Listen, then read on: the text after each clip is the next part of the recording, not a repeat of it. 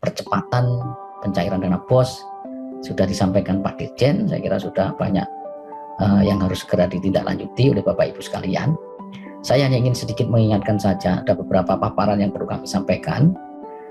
Mungkin Bapak Ibu terus saja, Bapak Ibu ada yang belum tahu. Jadi dana BOS itu merupakan bagian dari dana APBN. Jadi kalau misalnya Bapak Ibu Kepala Dinas, Bapak Ibu Kepala Sekolah, dan Bapak Ibu Guru misalnya ditanya oleh teman, oleh tetangga, oleh saudara, karena memang kebetulan bekerja di garda terdepan dari bidang pendidikan.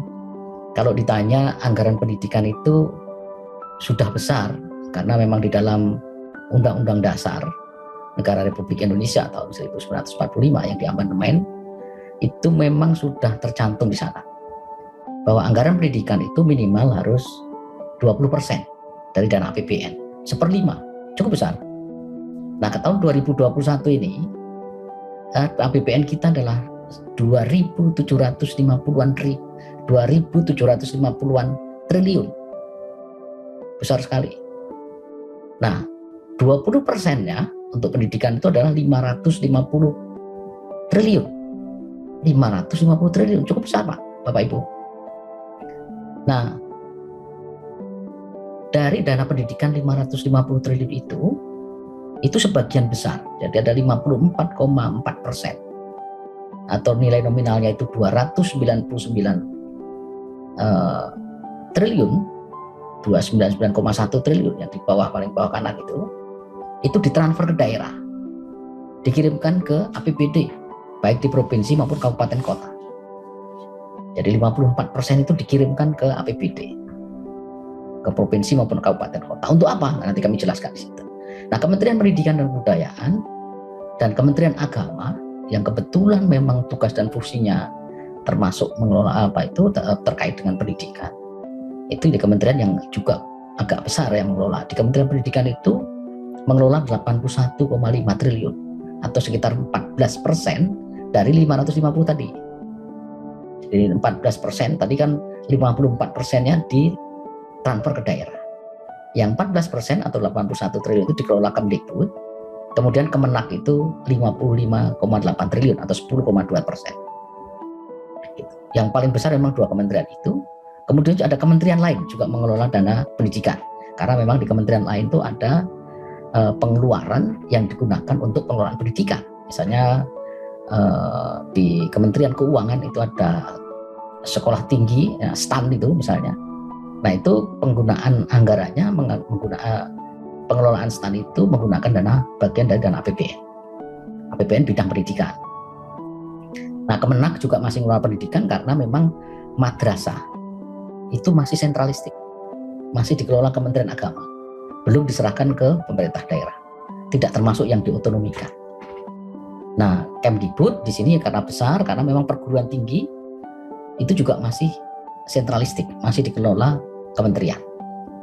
Jadi belum diserahkan ke pemerintah daerah. Yang diserahkan itu adalah PAUD, SD, SMP itu dikelola oleh kabupaten kota, kemudian SMA, SMK, dan SLB dikelola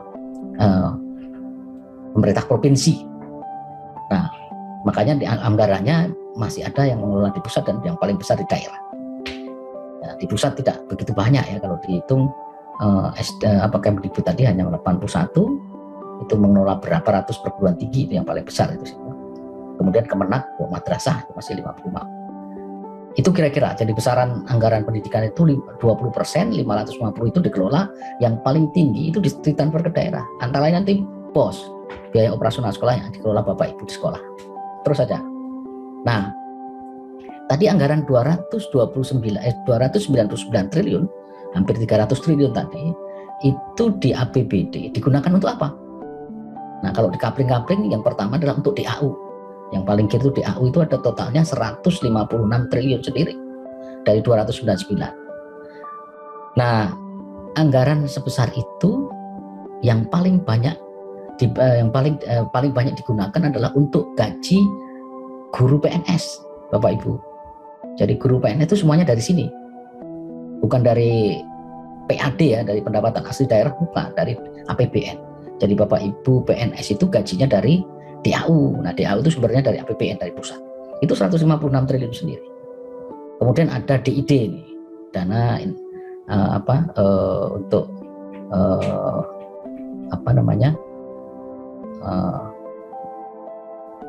yang dikelola di Kementerian Keuangan ini. Jadi biasanya dana insentif daerah, DID itu 5,9 triliun. Itu biasanya pemerintah Kementerian Keuangan itu memberikan insentif pada daerah-daerah yang mempunyai kinerja keuangan terbaik. Itu biasanya diberikan tambahan DID, dana untuk daerah-daerah yang mempunyai prestasi baik gitu. Kemudian ada otonomi khusus, itu hanya khusus Papua, itu menggunakan anggaran pendidikan juga, itu 1,3 triliun. Kemudian yang besar itu adalah DAK non fisik. Jadi DAU, DID, otonomi khusus, dan DAK non fisik. DAK non fisik itu 116 triliun sendiri. DAK non fisik itu yang masuk apa saja? Yang banyak adalah bantuan operasional, kemudian tunjangan guru, kemudian untuk BOP museum di sini, dan dana peningkatan UKM dan naker. Nah, ini yang paling besar DAK non fisik itu adalah untuk BOS. BOS itu 53,4 triliun sendiri. Nah, dan dikelola Bapak Ibu kepala sekolah ini. Nah, di setiap sekolah negeri swasta kan diberikan dana BOS semua. Nah, ini totalnya hampir 53,4 triliun. Kemudian untuk BOP PAUD itu sebetulnya hampir sama BOS ya, tapi yang untuk PAUD namanya BOP itu 4 triliun. Untuk kesetaraan 1,1 triliun. Nah, untuk tunjangan itu yang paling besar adalah tunjangan profesi guru. Jadi Bapak Ibu guru PNS itu gaji dan tunjangan profesinya itu dari APBN. Cuma disalurkan melalui APBD. Gitu. Itu 55 triliun. Lebih besar dari dana BOS, tunjangan profesi. 55 triliun sih. Kemudian untuk tunjangan khusus PNSD, kecil itu ya, 1,4. Kemudian untuk tambahan penghasilan guru juga ada 454. Gitu. Kemudian untuk DAK fisik, yang paling banyak itu DAK fisik. Juga termasuk banyak ya, 18,3 triliun. Itu untuk DAK pendidikan itu 17,7 triliun sendiri, yang lebih besar. Nah, ini biasanya digunakan untuk belanja kebutuhan fisik sekolah, ya, untuk rehab gedung, untuk membangun gedung sekolah tentunya ya. Kemudian untuk peralatan itu tentunya melalui pemerintah daerah. Gitu. Misalnya untuk pengadaan komputer itu juga ada dianggarkan di sini, di semua jenjang. Nah, ini dikelola masing-masing pemerintah daerah. Ini jadi dana yang paling besar, hampir 300 triliun tadi, itu digunakan di kapling-kapling untuk belanja kegiatan ini semua. Nah, yang paling besar adalah DAU untuk gaji tadi yang paling banyak. Kemudian untuk BOS, bantuan operasional 53 triliun, kemudian untuk tunjangan profesi. Nah, hari ini kita ingin mendalami terkait dengan kebijakan BOS-nya. Jadi Bapak Ibu tadi sudah disampaikan Pak Dirjen. Nah, BOS ini kan termasuk dana APBN. Nah, tentunya APBN itu kalau dikelola siapa saja itu harus dibelanjakan sesuai petunjuk teknisnya, kan gitu ya, tidak boleh sembarangan. Jadi disesuaikan dengan petunjuk teknisnya dan harus dipertanggungjawabkan dengan baik, kan gitu. Karena ini bukan uang pribadi tapi dari APBN tadi gitu. Nah, untuk tahun 2021 itu untuk BOS reguler itu ada 52 triliun dan itu disalurkan untuk 216.662 sekolah yang memang memenuhi syarat. Karena ada satuan pendidikan lain kebetulan tidak memenuhi syarat atau memang menolak. Jadi ada sekolah yang memang tidak menerima atau menolak diberi. Biasanya sekolah-sekolah yang sudah mandiri ya, yang dari sisi anggarannya sudah cukup sehingga tidak menerima dana BOS reguler. Nah, total anggarannya ini kan 52. Nah, perjenjangnya kalau bisa dilihat di slide, SD itu paling banyak 23 triliun ya, 23,8 triliun itu SD, karena kita tahu bahwa satuan pendidikan kita ini SD, SMP, SMA, SMK itu paling banyak memang SLB, paling banyak memang SD. SD itu ada 140-an ribu dari 220-an ribu ya. Tadi kan kalau yang menerima BOS kan 216. Itu paling banyak SD 140-an, 147 ya. SMP-nya 39 ribu, itu ada 11 triliun. SMA-nya lebih sedikit lagi 13 ribu, itu 7,7 triliun. SMK ada 14 ribu, uangnya ada 8,6 triliun. Dan untuk SLB sedikit ya, 2.217, itu totalnya 646 miliar, 645 miliar. Nah ini kira-kira distribusi perjenjang pendidikan dana BOS itu disampaikan kepada sekolah. Nah, Bapak Ibu yang saya hormati, sebenarnya panjang lebar, Bapak Ibu saya kira sudah membaca Permendikbud nomor 6 ya tahun 2021 tentang juknis BOS. Saya kira sudah dipahami semua bahwa tahun 2021 ini juga unit cost-nya sudah majemuk, sudah variatif. Unit cost misalnya untuk SMA itu 1.500.000 tidak sama ya, jadi minimal 1.500.000, tetapi kondisinya setiap daerah, kabupaten, kota itu berbeda-beda karena memang pengalinya adalah indeks IKK ya, indikator kemahalan konstruksi, sehingga mulai tahun 2021 itu tidak sama lagi untuk unit cost atau biaya satuan per anak per tahunnya. Itu antara yang di Jawa dengan di Papua beda, pasti mahal di Papua karena memang biaya hidupnya lebih mahal di sana. Itu sudah dilakukan, sudah, karena memang disesuaikan itu. Nah, Bapak Ibu yang saya hormati, nah yang ditekankan pada pertemuan hari ini adalah pelaporan. Karena memang tadi sudah disinggung Pak Dirjen juga, untuk tahap 2 atau 4 bulan yang kedua, kan Januari April itu tahap pertama, itu disalurkan. Itu pun masih ada yang tidak bisa disalurkan. Ada berapa, nanti ada angkanya, ada 1000-an kalau nggak salah. Nah ini kita menyalurkan tahap kedua yang dimulai bulan Mei ini. Sebagian besar sudah disalurkan, tapi sebagian belum, ada yang sebagian kecil. Sehingga kami mengundang Bapak Ibu, kepala dinas, kepala sekolah ini untuk mengingatkan kembali sekolah-sekolah itu. Karena memang kalau tidak melaporkan, tidak kami beri yang tahap berikutnya. Karena ini diatur dalam juknis BOS, dalam Permendikbud nomor 6 ini. Jadi tadi sudah disinggung Pak Dirjen juga nih yang sebelah kiri di slide ini, penyaluran tahap 1 dilakukan setelah sekolah menyampaikan laporan penggunaan dana BOS tahap 2 tahun sebelumnya. Jadi akan diberikan tahap pertama kemarin, itu kalau Bapak Ibu sudah melaporkan tahap 2 tahun kemarin. Itu sudah lewat, Januari, April. Nah sekarang tahap kedua. Ini akan diberikan setelah sekolah melaporkan tahap 3 tahun sebelumnya. Ini di dalam juknis diatur. Jadi kalau Bapak Ibu tidak menyalurkan, tidak melaporkan penggunaan dana BOS itu, ya tidak akan dikasih tahap berikutnya. Karena itu aturan permen. Kalau kami memberi malah nanti keliru, bertentangan dengan peraturannya. Tadi sampaikan Pak Dirjen nggak susah buat laporan, semuanya serba online gitu ya. Nah, itu kan harusnya mempermudah sebetulnya. Tapi ada sisi yang mungkin malah dipersulit karena memang mungkin kita memang perlu melakukan pelatihan pembekalan terkait dengan literasi teknologi. Saya kira ya, kita memahami itu di daerah-daerah tertentu memang masih agak kesulitan, tetapi itu kan harus secara bertahap harus ditempuh ke sana. Nah, sehingga kami hari ini itu mengundang Bapak Ibu karena ingin menyalurkan tahap kedua, tetapi masih ada sekolah yang belum menyampaikan laporan tahap ketiga tahun yang lalu. Nah ini makanya kita undang, kita ingatkan lagi agar segera nanti bisa dikirimkan. Gitu. Nah nanti untuk tahap ketiga di bulan September itu juga baru diberikan ketika sekolah-sekolah sudah menyampaikan laporan tahap 1 tahun berjalan. Gitu. Jadi Januari, Februari, Maret, April itu sudah digunakan, nanti September harus dilaporkan, baru dapat yang tahap 3. Ini ketentuan, sekali lagi ketentuan di Permendikbud, sehingga Bapak Ibu harus. Mari kita belajar, jangan hanya pandai menuntut haknya, tetapi juga harus pandai mendahulukan kewajibannya. Jadi ini karena anggaran APBN harus setelah penggunaan harus dilaporkan. Karena Menteri sudah memberikan keleluasaan bahwa penggunaan dana BOS itu fleksibel. Tergantung dari kepala sekolahnya. Untuk apa? Walaupun ada 12 item penggunaan anggaran itu, tetapi tidak ada sekat-sekat satu sama lain, itu diserahkan ke kepala sekolah. Dan kepala sekolah bertanggung jawab dalam penggunaan dana BOS tersebut. Itu saya kira ini poin yang hari ini kenapa diundang, karena mengingatkan yang belum. Terus saja. Nah, kemudian kami juga mengeluarkan surat edaran Pak Dirjen nomor 3163 2021 tentang pelaksanaan penyaluran dana BOS reguler tahun 2021. Nah, antara lain di sana disampaikan bahwa syarat penyaluran dana BOS reguler tahap 1 2021 adalah laporan realisasi penggunaan dana BOS reguler tahap 2 tahun 2020. Dan paling lambat tanggal 12 bulan Maret harusnya kemarin.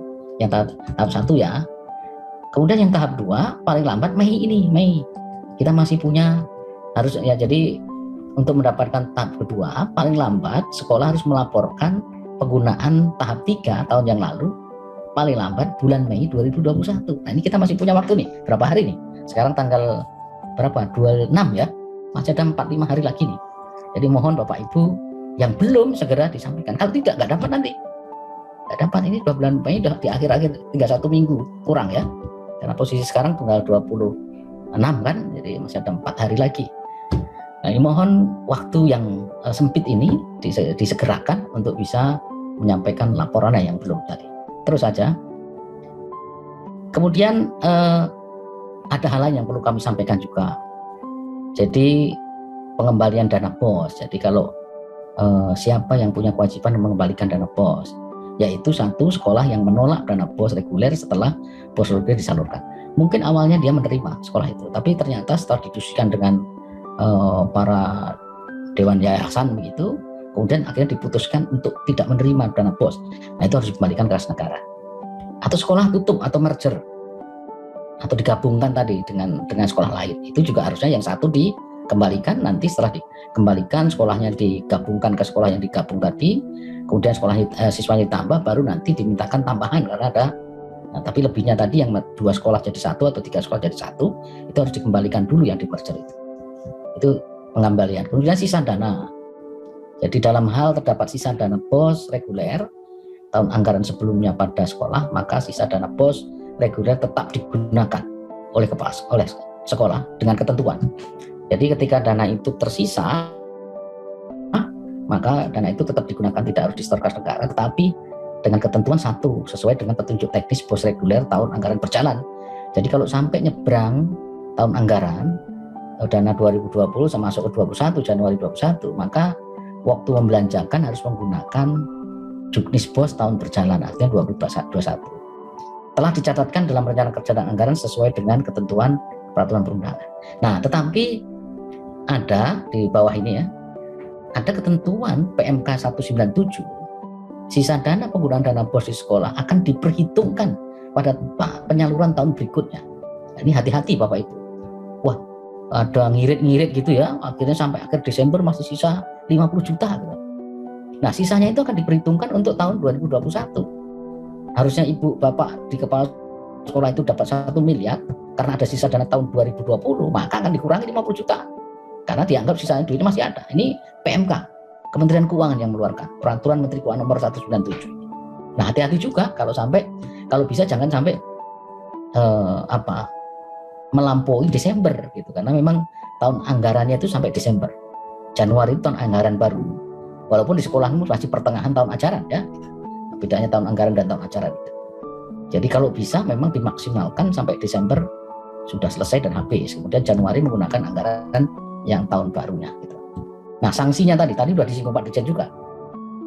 Sekolah yang tidak ditetapkan penerima BOS reguler dan atau tidak menerima dana BOS reguler, maka bagi sekolah yang diselenggarakan oleh pemerintah daerah, biaya operasionalnya menjadi tanggung jawab pemerintah daerah.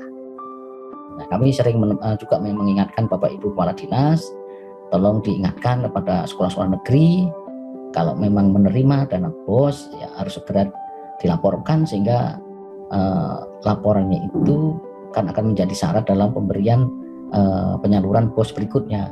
Kalau sampai sekolah itu tidak bisa menerima, nah pemerintah daerah harus bertanggung jawab untuk memberikan tambahan anggaran yang harusnya dia terima karena dia nggak menyampaikan laporan nggak terima. Nah, ini mohon Bapak Ibu Kepala Dinas mengingatkan para kepala sekolahnya untuk bisa membelanjakan dan tentunya melaporkan tepat waktu sehingga anggaran BOS tetap bisa disalurkan. Nah, untuk yang sekolah swasta tentunya tanggung jawab oleh badan hukumnya, yayasannya, kalau sampai tidak menerima dana BOS dari APBN ini. Ini saya kira perlu. Nah, angkanya nih, tadi sudah disinggung Pak Dirjen juga, kami sampaikan angkanya.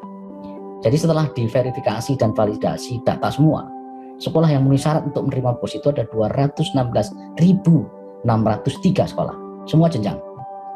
Nah, ini sesuai dengan Kepmendikbud nomor 15. Jadi daftar sekolah yang menerima BOS itu dibuat keputusan, namanya Keputusan Menteri Pendidikan nomor 15 tahun 2021. Itu lampirannya daftar sekolah berjenjang per provinsi, per kabupaten kota. Nah, itu ada 216. Nah, tahap 1 tadi juga ada disinggung Pak Dirjen, Itu tahap 1 itu waktu itu di bulan Februari, jadi sudah maju. Biasanya kalau disalurkan melalui Bapedi kan sampai melampaui Maret gitu ya. Nah kemarin itu yang tahap pertama itu minggu kedua Februari itu sudah cair semua. Ada sebagian yang tertunda memang karena persyaratannya tidak terpenuhi, bukan salahnya kami ya, karena kita ajukan karena terlambat karena memang persyaratannya tadi termasuk belum menyaporkan. Nah sampai akhir April kemarin ada 1.002 yang memang tidak bisa disalurkan. Kenapa? Karena tadi kebanyakan tidak mau menyampaikan laporan. Akhirnya kami tidak mengirimkan yang tahap 1. Atau memang sekolah itu memang rekeningnya juga bermasalah misalnya. Tapi yang paling banyak adalah tidak melaporkan. Ada 1.000 dari 216.000 itu ada 1.002 ya persisnya itu 0,47% yang tidak menerima penyaluran tahap 1.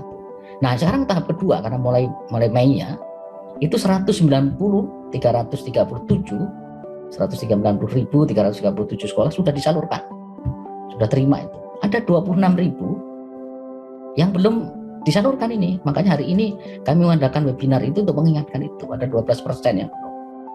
Nah, dari 26.266 itu, yang 21 sampai hari ini sudah selesai. Ini sedang kita 26 dari 26 itu 21.168 itu sudah final, sudah selesai. Masih ada 5.000 Pak. Yang belum nih 5.000. Itu kira-kira 19% dari 26.000. Nah, bagaimana Bapak Ibu tolong diingatkan segera nih sampai akhir Mei kita tunggu ya gitu. Jadi yang sudah melapor sudah selesai ini 21.000, tinggal 5.000 nih.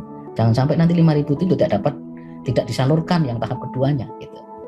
Ini mohon betul ini. Jadi nah di mana itu kira-kira sebaran garis besarnya begini. Nah di slide berikutnya ini. Nah, mohon Bapak Ibu dari provinsi di sini Sumatera Utara yang paling banyak itu yang paling hitam ya, hijau paling tua. Itu ada sekitar 500 sampai 697 sekolah yang belum, satu provinsi. Nggak banyak sih, di situ kan pasti ada ribuan ya. Ini ada 558 sampai 600-an. Jadi paling banyak 690-an itu yang belum. Sumatera Utara, kemudian itu NTT ya, daerah NTT yang paling banyak biru tua itu. Nah ini mohon diingatkan lah itu.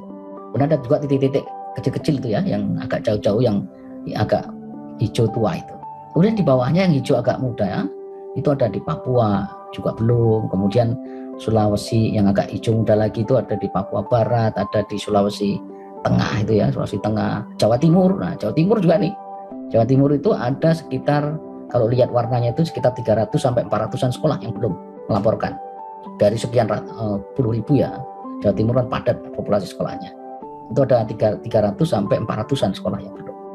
Jawa Tengah, Jawa Barat juga ada itu sekitar 100-an sekolah, 100 sampai 200-an lah itu yang belum. Sumatera Selatan juga itu 100, Kalimantan Timur, Aceh juga belum, itu yang sekitar 100 sampai 200 sekolah belum. Nah, pada kesempatan ini kami mohon betul Bapak Ibu Kepala Dinas, Kepala Sekolah, tidak susah kok.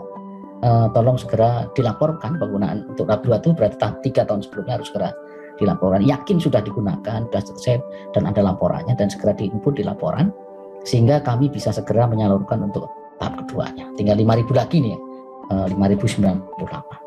Saya kira itu Bapak Ibu hari ini yang dapat kami sampaikan. Nanti mungkin lebih teknis lagi akan disampaikan